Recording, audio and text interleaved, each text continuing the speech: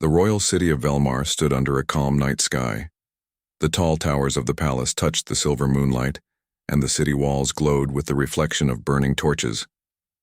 The air was cool and quiet, broken only by the sound of soldiers marching at the palace gates. The royal guards wore shining armor and walked proudly, protecting the city that never truly slept. Far away from the bright towers, in a narrow and lonely street, a man named Ryan hid behind old barrels near a closed shop. His clothes were dusty, and his face looked tired and worried. For days he had been running, escaping from every guard and every eye that searched for him. People called him a criminal, but deep inside he knew he was innocent. He had been framed for stealing the royal crystal, an ancient treasure that belonged to the king's family. Now every soldier in Velmar was searching for him. Ryan's heart was heavy. He had no money, no food, and no one to trust. The city that once felt like home had become a trap. He leaned against the cold wall and whispered to himself that he had to reach the eastern border before sunrise. If he crossed that border, he could find safety in the nearby province where no one knew his face.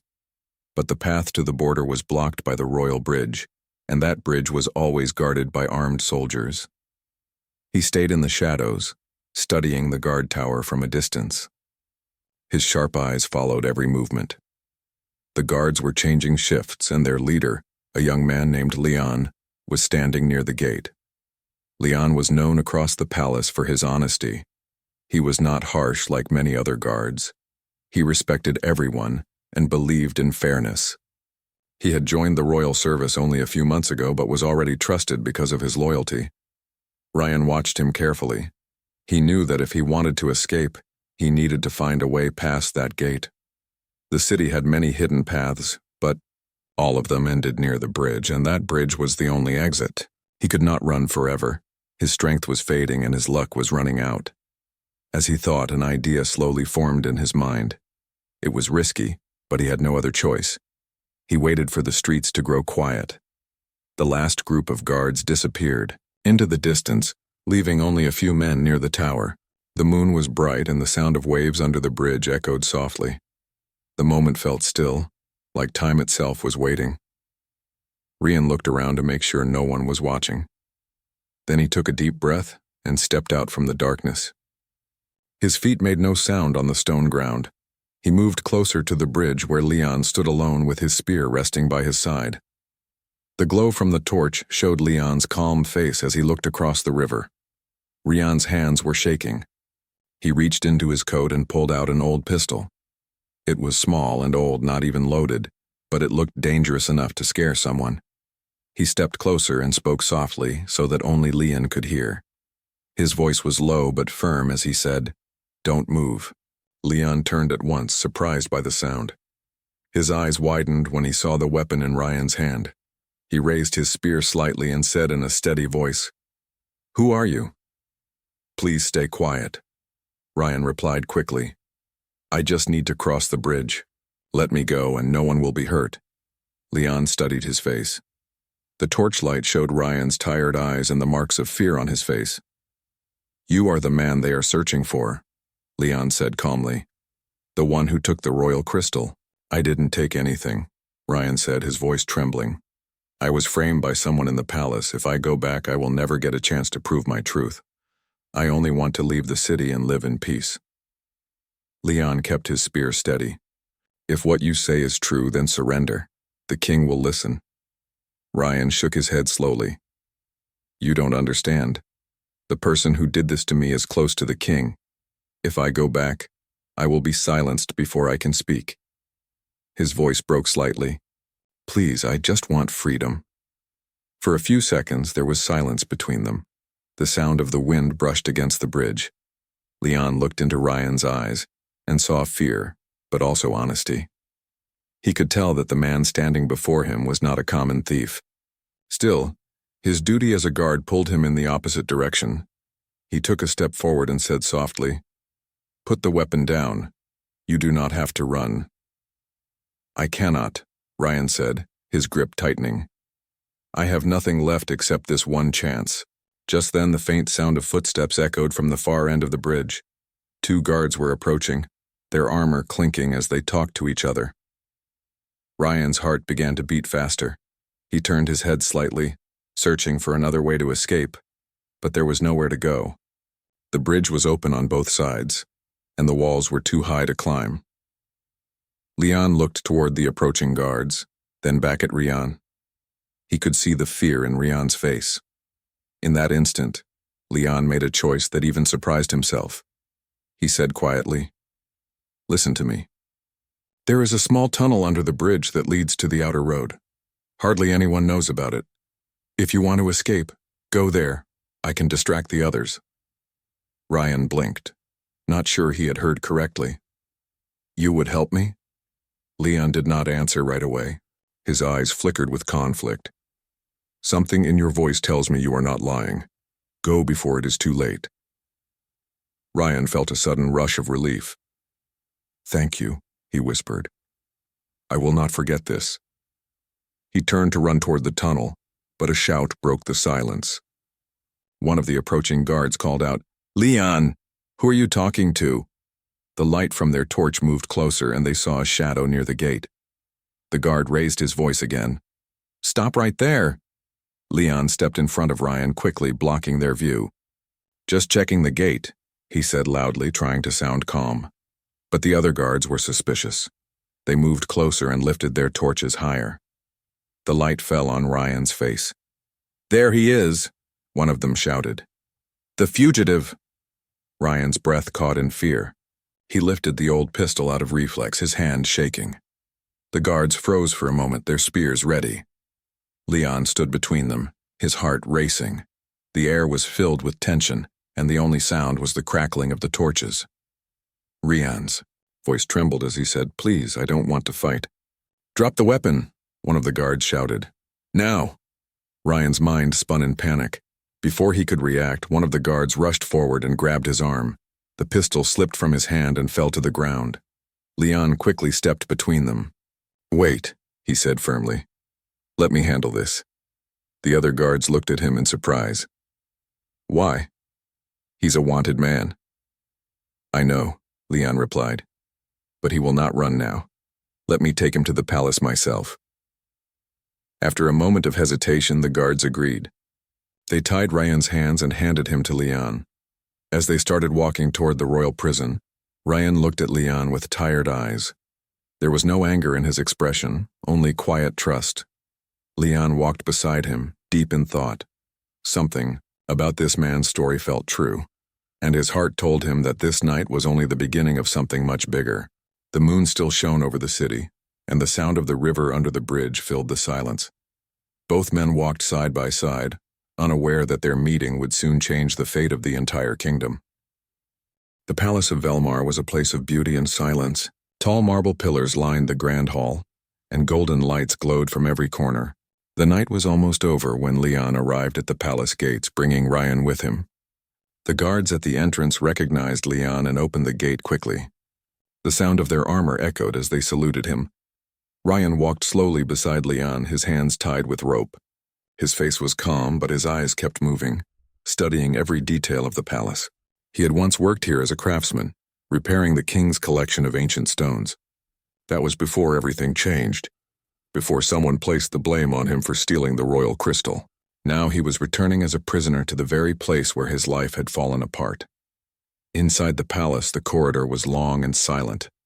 Leon led him toward the inner hall where the royal council handled special cases. The torches on the walls burned low and the air smelled of old stone and dust. When they reached the small chamber near the prison cells, Leon stopped and turned to face Ryan. "You will stay here until the morning," Leon said softly. "The captain will question you when the council meets." Ryan nodded slowly. "I understand." His voice carried no anger. He looked around the room, which was small but clean. There was a wooden bench, a table, and a single window high above the ground. Leon removed the rope from his wrists and looked at him carefully. "I will not chain you, but please do not try to run again. The palace is guarded everywhere." Ryan gave a faint smile. "I have nowhere to run now. I only hope someone will finally listen." Leon hesitated before leaving.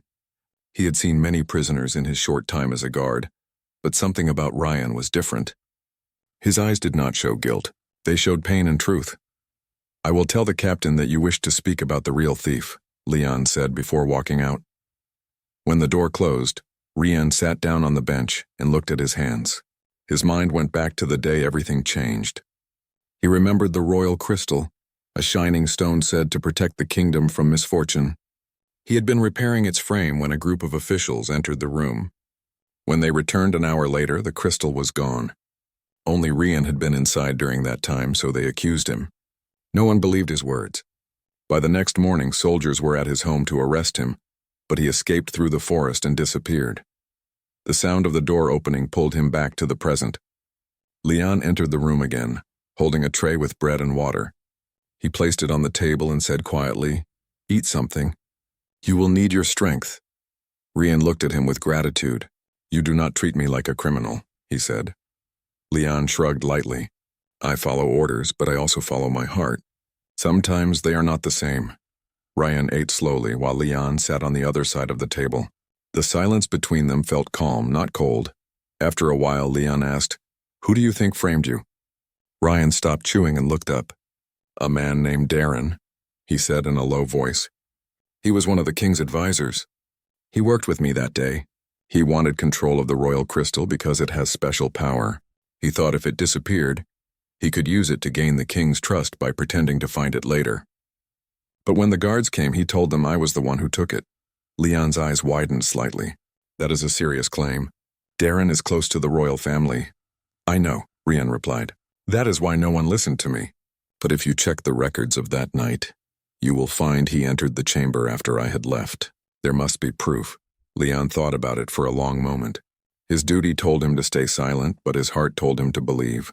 Something about Ryan's calm words made him certain the man was telling the truth. Before he could speak, the sound of boots echoed in the hall. A tall man entered the chamber. His uniform carried the symbol of the royal guard captain. He had a sharp voice and a face that showed no kindness. "Leon," the captain said, "the council has been informed about the capture. Well done." "Thank you, Captain Arvin," Leon replied respectfully. The captain looked at Ryan and frowned. "So this is the man who caused weeks of trouble. The king will want him questioned at once." "Yes, Captain," Leon said. "He claims he is innocent," Arvin laughed coldly. "Every prisoner claims the same thing. Tomorrow the council will decide what to do with him. Until then, keep him under watch." He turned and left, his heavy boots striking the floor. Leon remained silent until the sound faded away. Ryan looked at him and said softly, "You see, the truth is hard to hear when people already believe a lie." Leon nodded. "I cannot promise much, but I will try to look into this, Darren. If what you say is true, I will find proof." That night, Leon returned to his small room in the guard quarters. He could not sleep. The image of Rian's tired eyes stayed in his mind. His thoughts wandered back to the night when the crystal had gone missing. He remembered hearing whispers among the guards about Darren meeting someone secretly near the old library. At that time, he did not pay attention, but now it made sense. The next morning, before sunrise, Leon went to the palace library. The room was filled with old scrolls and dusty shelves. He moved quietly, searching through the guard reports. After some time, he found the entry written on the night of the theft. The report mentioned Darren's name as one of the last people seen near the crystal chamber, but the note was crossed out later, replaced with Ryan's name. The ink on Darren's line was still faintly visible beneath the fresh writing. Leon's heart raced. Someone had changed the record. He closed the book and hid it inside his coat. As he turned to leave, he heard footsteps. Darren himself entered the library, holding a scroll in his hand. His expression changed when he saw Leon. "Guard Leon," Darren said with a sharp smile. "You are up early. What brings you here?" "I was just checking reports," Leon answered politely. Darren's eyes studied him for a moment. "You are the one who captured that fugitive last night, correct?" "Yes, sir. Well done. The king values such loyalty," Darren said, but his tone carried hidden meaning. "Be careful not to trust the words of thieves. Some people can lie so well that they sound honest." Leon nodded slightly. "I understand, sir." When Darren left the room, Leon exhaled slowly. The advisor's calm face could not hide the flicker of worry in his eyes. That look told Leon that Rian's story might indeed be true. Later that day, when the council gathered to question Rian, Leon stood by the door, holding the report close to his chest. He knew what he had discovered could change everything, but speaking against a royal advisor was dangerous. Rian stood in front of the council, his hands still bound. The king's voice echoed in the hall as he said, "You are accused of stealing the royal crystal. What do you have to say in your defense?" Rian lifted his head and spoke clearly. "I did not steal it, Your Majesty. The one who did is still among you." The room filled with whispers. Darren, who stood beside the council, looked calm, but his eyes turned cold. Leon watched him carefully and tightened his grip on the hidden report. He knew the truth was now close to being revealed, but danger was also growing around them. The great hall of Velmar was filled with soft light from golden chandeliers hanging above. The king sat on his high seat with calm authority, surrounded by his council members. The air was quiet except for the echo of footsteps as Rian was brought in by 2 guards. He looked tired but brave. The people gathered inside the hall whispered softly as they watched him walk. Everyone in the palace had heard stories about the man who had stolen the royal crystal, and now they were seeing him for the first time. Leon stood near the back of the hall. His eyes stayed fixed on Rian, but his hand held a folded paper inside his coat. It was the old report he had found in the library, the one that showed Darren's name written and later crossed out. He knew it could change everything if the king saw it, but he also knew that revealing it without proof could cost him his position and maybe his life. When Rian reached the center of the hall, the guards stopped.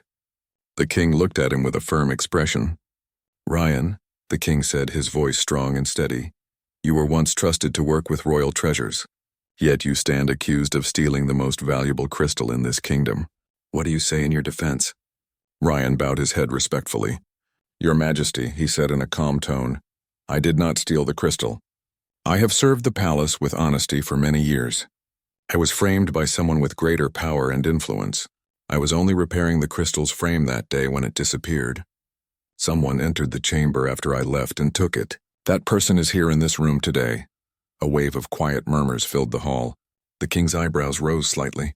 "And who do you believe is responsible?" he asked. Rian looked directly at Darren, who stood beside the council with his usual confident smile. "The royal advisor Darren," Rian said clearly. "He wanted the crystal for himself." The entire hall fell silent. The king leaned forward slightly. "That is a very strong accusation, Rian. Do you have any proof?" Rian shook his head slowly. "I have no proof, Your Majesty, but I know what I saw that day.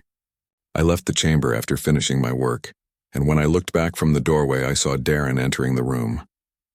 Later, when the theft was discovered, his name was missing from the report. Someone changed the record." Darren laughed softly, his voice calm and smooth. "Your Majesty," he said politely, "this man is desperate and afraid. He tries to blame me to save himself. I have served you for years with loyalty. I would never touch the royal crystal." The king looked thoughtful but said nothing for a moment. The tension in the hall grew. Leon's heart was beating fast. He wanted to speak, but he waited for the right time. He knew if he spoke too soon, Darren might twist his words. The head of the council, an older man with gray hair, turned toward Rian. "You say the report was changed. Do you know who could have done it?" Rian answered. "Only someone with authority to handle the records. That means a high-ranking officer or royal advisor." Darren shook his head. "Your Majesty, this is all nonsense. I believe he is trying to destroy my name because I once questioned his work. He was careless with the crystal and I warned him about it." "That is the truth." The king looked at Rian again. "You were found near the palace gates with a weapon when captured. Why were you armed if you are innocent?" Rian's voice was steady. "Your Majesty, the weapon was not loaded. I carried it only to protect myself from being caught before I could speak my truth. I never meant to harm anyone." The king nodded slowly, his eyes deep in thought. The hall was silent again until the sound of footsteps echoed. Leanne took a deep breath and stepped forward. The guards moved slightly to block him, but he spoke firmly. "Your Majesty, may I speak?" The king looked at him. "You are one of the guards who captured this man, correct?" "Yes, Your Majesty," Leanne said. "I brought him to the palace last night, and I believe his words are true." The hall stirred again. Darren's calm face turned tight for a second. "What is this, Leon?" he asked coldly. "Are you questioning your own king's records?" Leon did not look at him. He took the folded report from his coat and placed it on the table before the council. "This is the record from the night of the theft. I found it in the palace library this morning. It clearly shows that advisor Darren's name was written in the list of people who entered the crystal chamber that night. but later it was crossed out and replaced with Ryan's name. The ink on Darren's name is still visible. The king's eyes widened slightly as he leaned forward. He took the report from the table and looked at it carefully.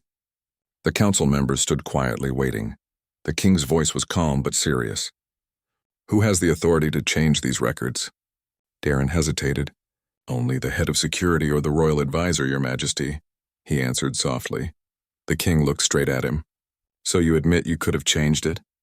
Darren tried to smile. "Of course not, Your Majesty. Someone must be trying to make me look guilty. This guard and the prisoner must have planned this together."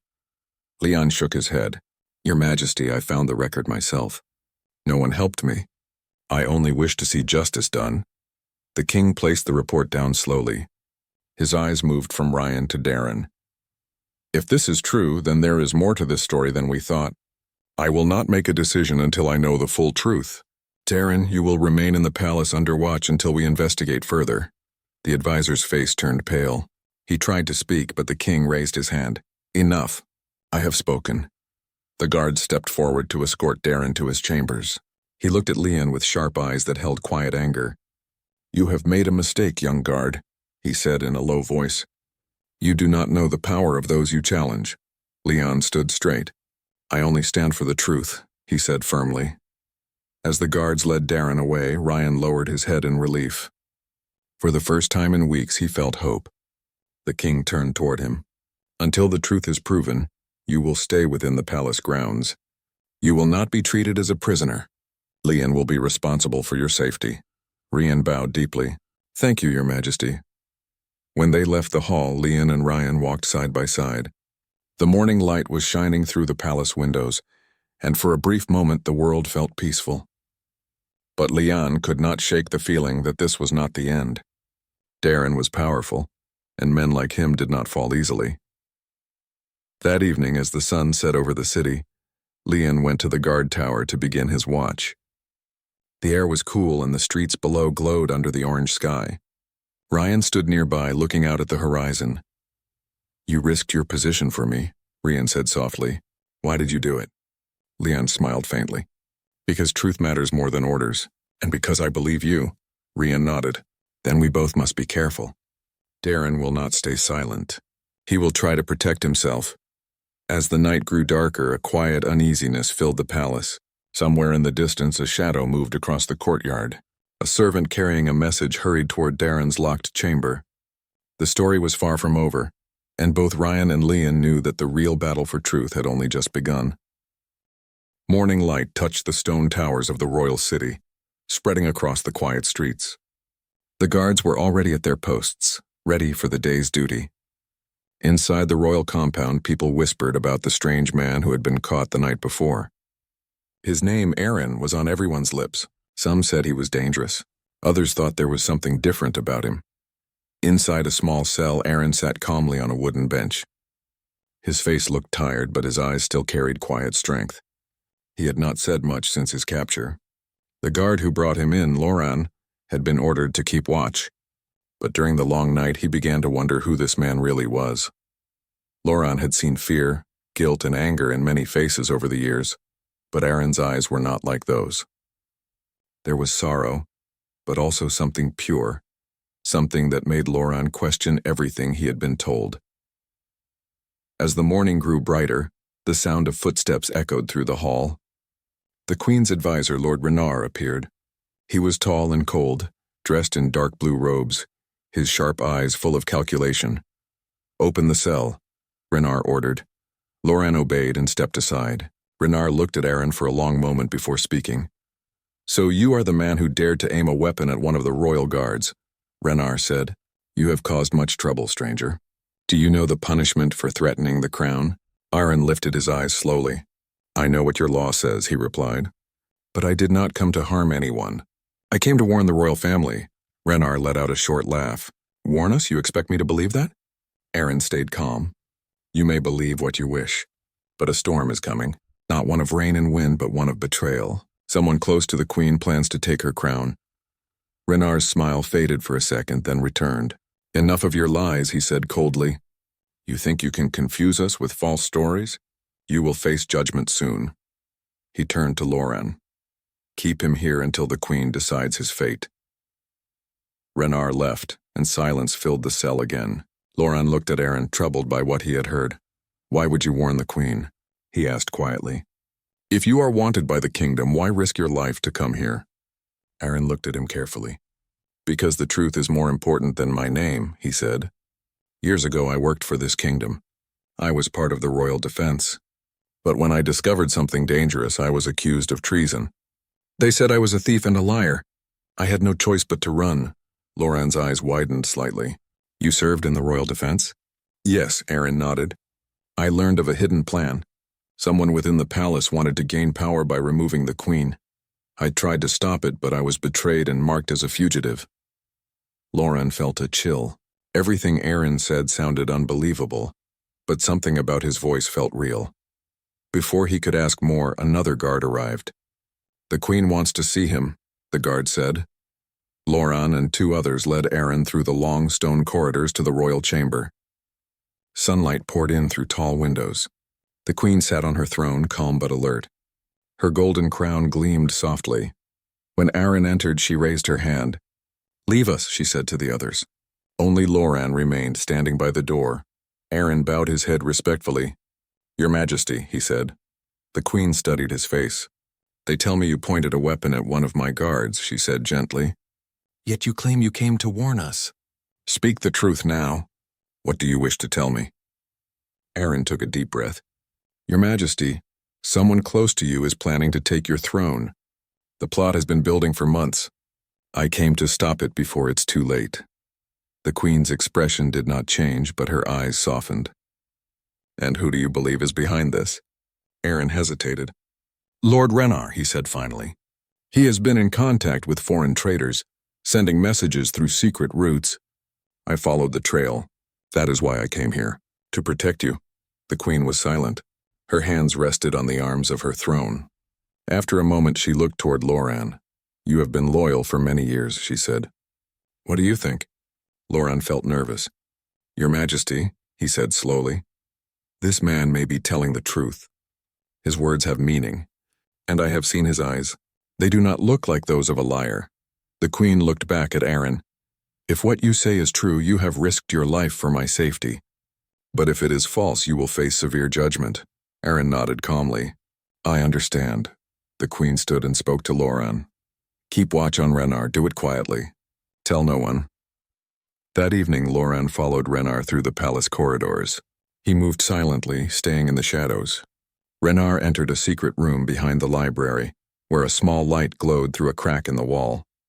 Loran leaned closer and heard voices inside. Renar spoke softly to someone unseen. The queen suspects nothing, he said. The plan will move forward tonight. When the royal guards are distracted, we will strike. By morning, the crown will be ours. Loran froze. His heart pounded. The words were clear. Everything Aaron had said was true. He rushed back to the queen's chamber and reported everything he had heard. The queen listened without a word, her face calm but her eyes filled with quiet anger. Bring Aaron to me, she said. Moments later, Aaron was brought before her again. Loran stood beside him, still breathing fast from the run. Your words were true, the queen said. Renar's plan is clear now. You have saved the kingdom from great danger.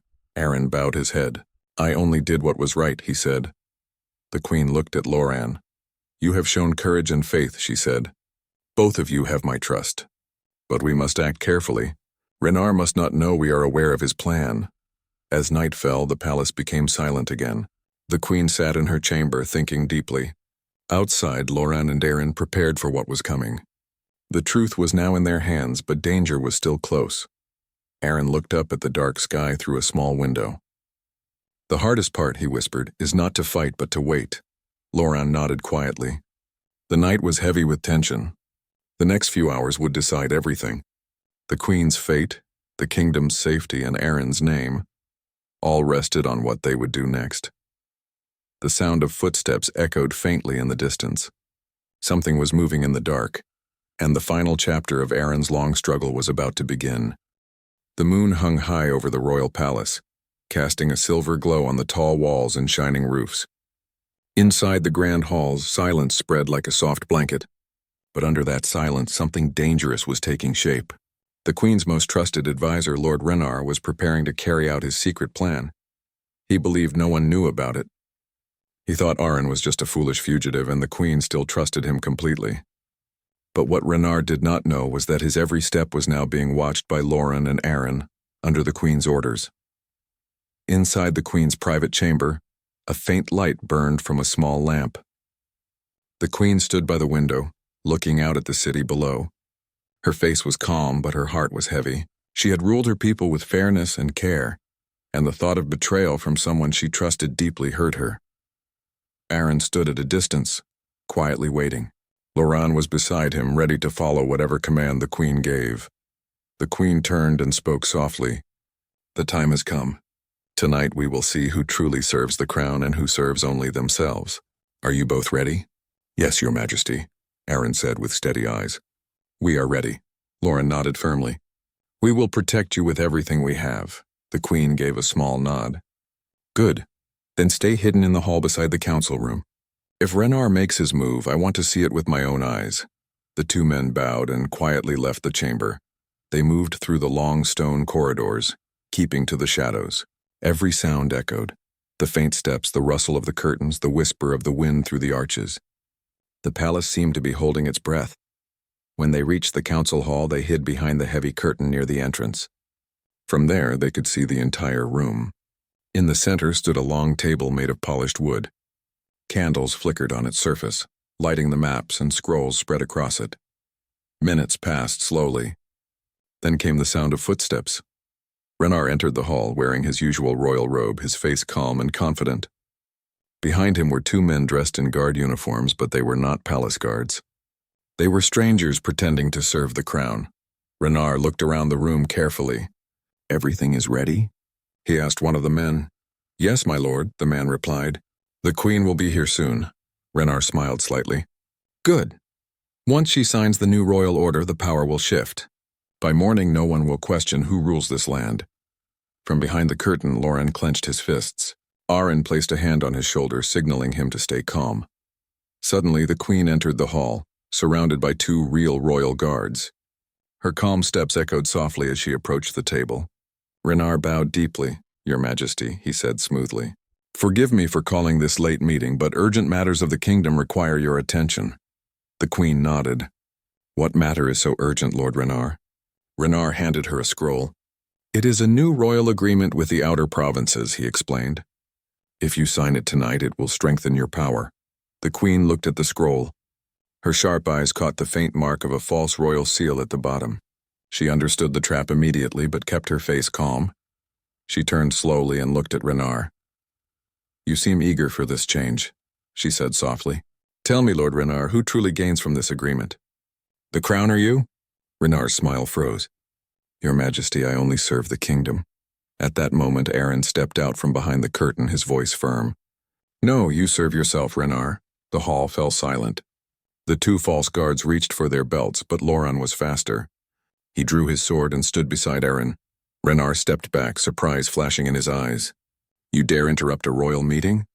he shouted. The Queen raised her hand, silencing everyone. "Enough," she said with quiet strength. "I have seen the truth tonight. You planned to take the throne, Renar. You used lies and false promises to build power in secret, but your plan ends here."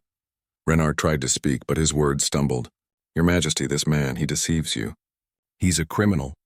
The Queen looked at Aron. "This man risked his life to warn me of your betrayal. He is no criminal. He is loyal to the truth." Guards entered the hall, surrounding Renar and his two followers. They looked confused and frightened, realizing their secret was now exposed. The Queen stepped forward and spoke firmly. "You were trusted, Renar.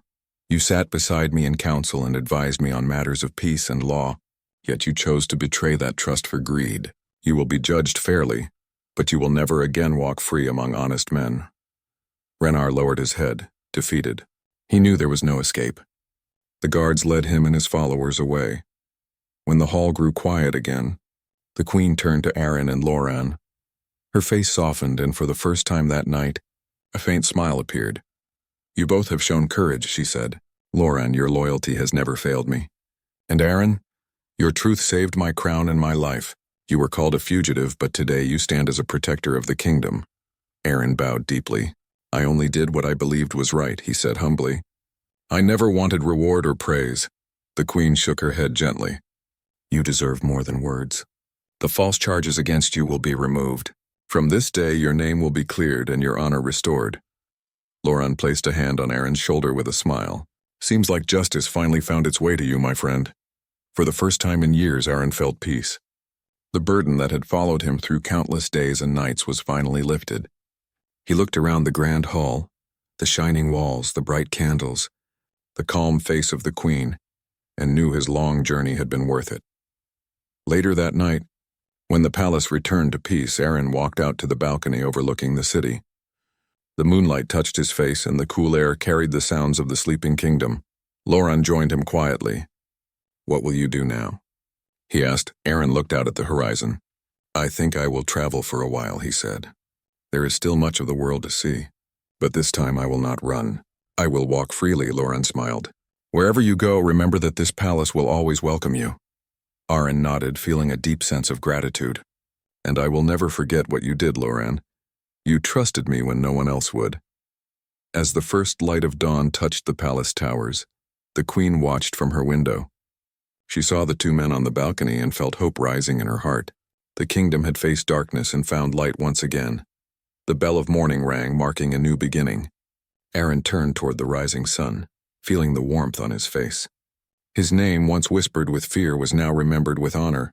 The wanted fugitive had become the kingdom's silent hero. And though his path would lead him away from the palace, his story would live on, told in the voices of those who believed in courage, truth, and loyal.